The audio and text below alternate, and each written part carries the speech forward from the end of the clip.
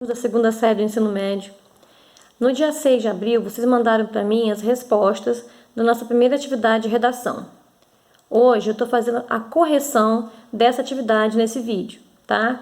Nosso roteiro de hoje será o seguinte: primeiramente, a correção da nossa primeira atividade de redação, que foi do dia 6, tá? Abra a apostila de vocês. Apostila do segundo ano do ensino médio. Abram, por favor, na página 37, capítulo 2, Interagindo.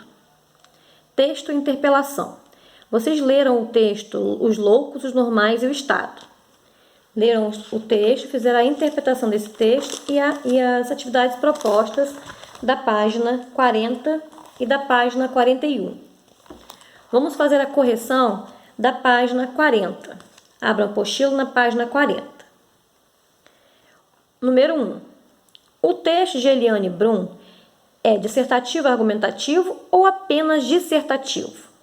Fundamente sua resposta. Bem, nós vimos em sala de aula que o texto dissertativo ele se caracteriza por analisar, explicar, interpretar e avaliar os aspectos de um tema específico, né? O texto dissertativo somente, ele avalia e interpreta um tema específico. Já o texto dissertativo argumentativo, o que ele faz? Ele vai associar essas características expositivas à defesa de um fato. Ele vai colocar os pontos positivos, os pontos negativos, ele vai argumentar também.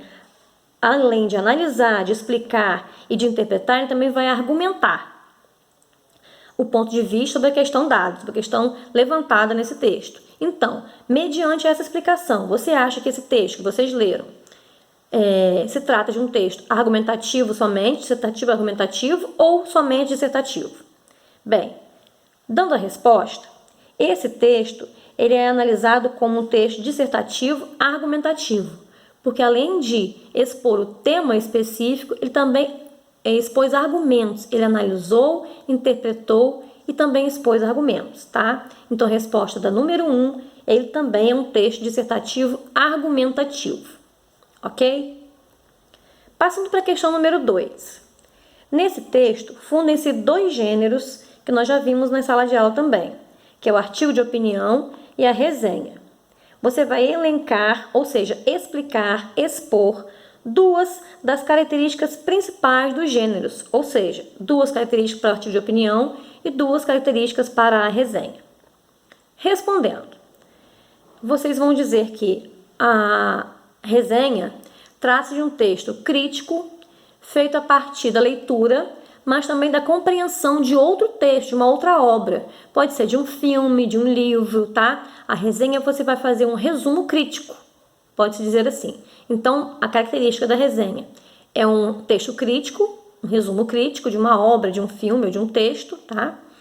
E outra característica é que ela argumenta de uma forma concreta. Você tem que colocar argumentos de boa sustentação para que esse resumo crítico seja realmente favorável, para que o leitor realmente se convença da sua proposta. Então, a resenha, duas características para ela.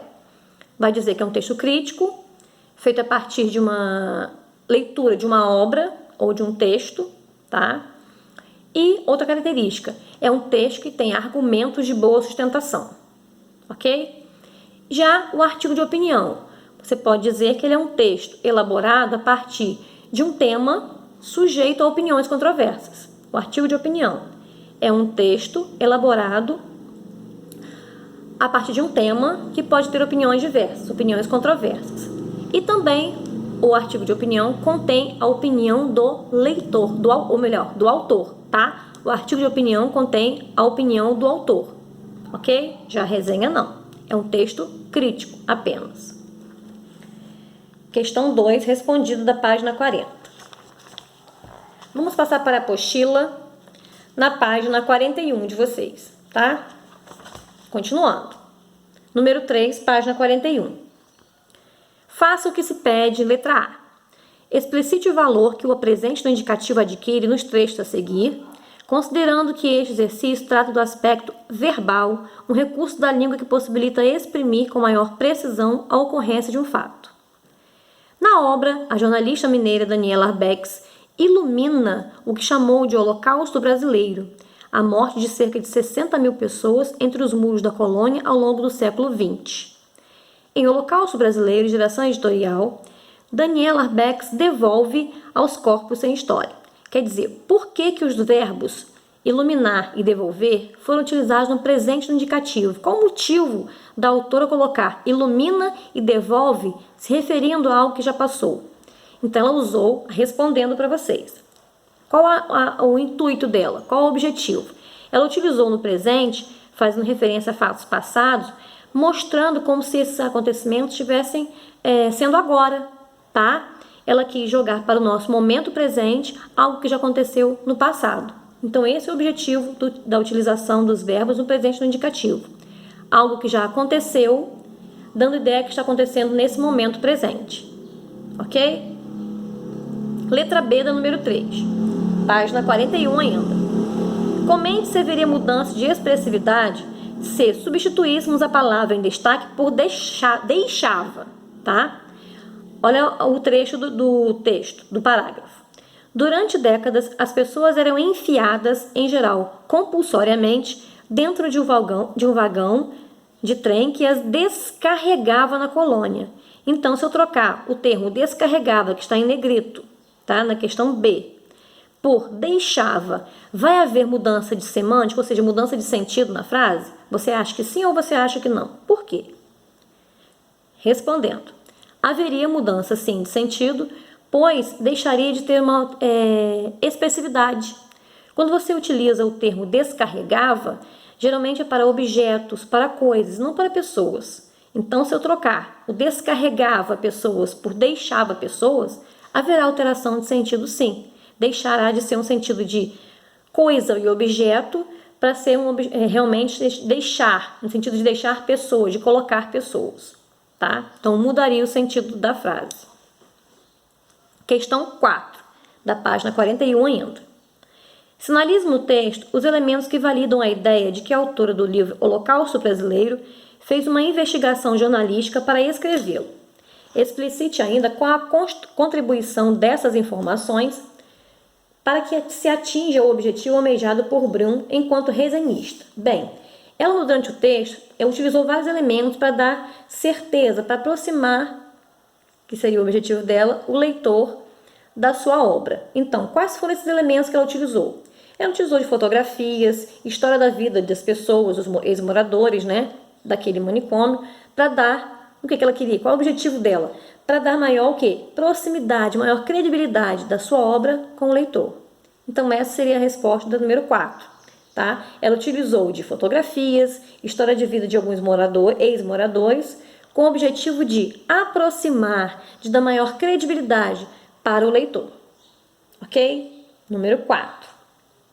Na número 5, a pergunta é a seguinte. Segundo Eliane Brum, por que é bom aprender com a história, nesse caso se referindo ao que aborda o livro Holocausto Brasileiro? Que alerta suas palavras fazem? Então, a nossa história reflete o nosso passado, faz com que a gente possa refletir para não repetirmos os mesmos erros, não é isso? Então, esse é o objetivo dessa referência da história no livro Holocausto Brasileiro. Ele faz uma reflexão do passado para que a gente possa repensar a nossa realidade como cidadão, tá? Então, esse é o objetivo do texto, da referência com a história. Podem responder e podem conferir as respostas de vocês. O objetivo é fazer refletir no passado, de acordo com o passado, para que possamos repensar o nosso presente, tá? Como cidadãos. Na número 6, recorrendo ao seu conhecimento de mundo e ao partilhado, explique por que o maior hospício do Brasil ficou conhecido como colônia. Bem, de acordo com o que vocês estudaram com o tio Rômulo, né, em história, o que quis dizer esse hospício sendo chamado de colônia? Por quê? Porque ele abrigou atos de crueldade parecidos com os que aconteceram na época da Alemanha nazista, durante a Segunda Guerra Mundial. Por isso, esse hospício foi chamado de colônia. E no número 7, a última questão da página 41, depois de uma leitura atenta do texto, indique a quem realmente se referem estes termos do título. o título foi Os Loucos, Normais e o Estado, né? Então, a quem se referiam esses loucos no título? Vocês podem responder que os que internaram as pessoas no manicômio eram os loucos, tá? Os loucos realmente não eram os que estavam internados, eram as pessoas que internaram essas pessoas no manicômio. Quem eram os normais no título? Seriam os internos, tá? Os ditos loucos, na verdade, não eram os loucos, eram os normais, os internos, né? E já o Estado, quem que era o Estado? Foram aqueles que permitiram a internação das pessoas nesse manicômio. Ok, galera? Então, feita a correção das páginas 40 e 41 da nossa primeira atividade. Esse é o nosso primeiro vídeo de hoje. O nosso segundo vídeo será sobre a proposta, tá? Para a nossa segunda aula de redação. Fiquem com Deus, assistam o próximo vídeo.